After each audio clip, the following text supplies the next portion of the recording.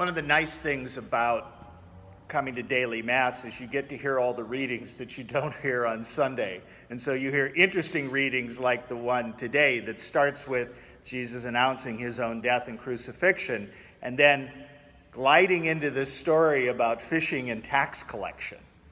I don't think it's any accident that Matthew, who wrote this gospel, was a tax collector. So, of course, he would be very interested in the temple tax. If you're wondering what that is that temple had a tax that they levied on all Jews, and whether they were local Jews or foreign Jews.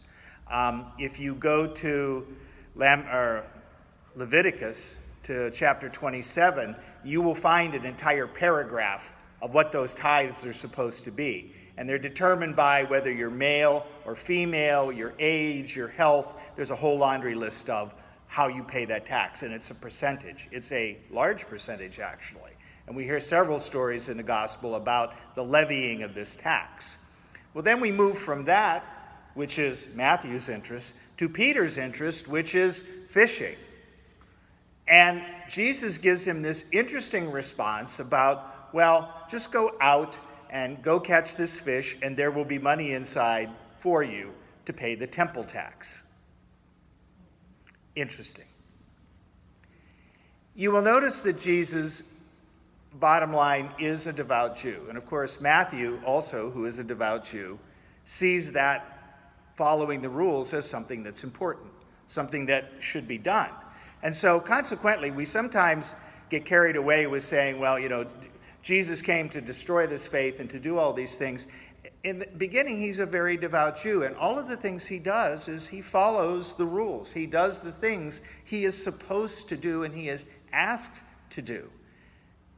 And we sometimes forget that there are basic constraints that we're supposed to follow, to come to church, to make an offertory giving, to pray, to do those basic things. And if you look at Jesus' life, in amidst all of his beautiful sayings and wonderful things that he does, and miracles, and his final ultimate crucifixion, he's devout.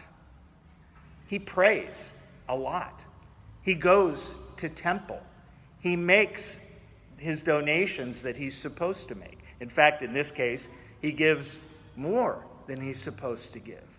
So, yes, Jesus was controversial. He was rebellious. He seemed to be a margin crosser and a rule breaker. But at the end of the day, he was also a very, very devout Jew and a very, very devout man. And I think if there's a takeaway from this particular reading, one of those takeaways would be, we too are called to be devout.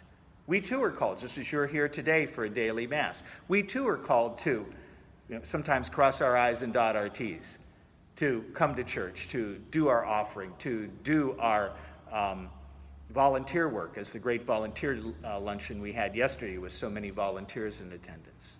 So be reminded, we're always called to do the right things, to do, as my father would have said, using a football analogy, to make sure we do your blocking and your tackling, to make sure you do your basics. Because at the end of the day, we're called to be Christians and to behave as such.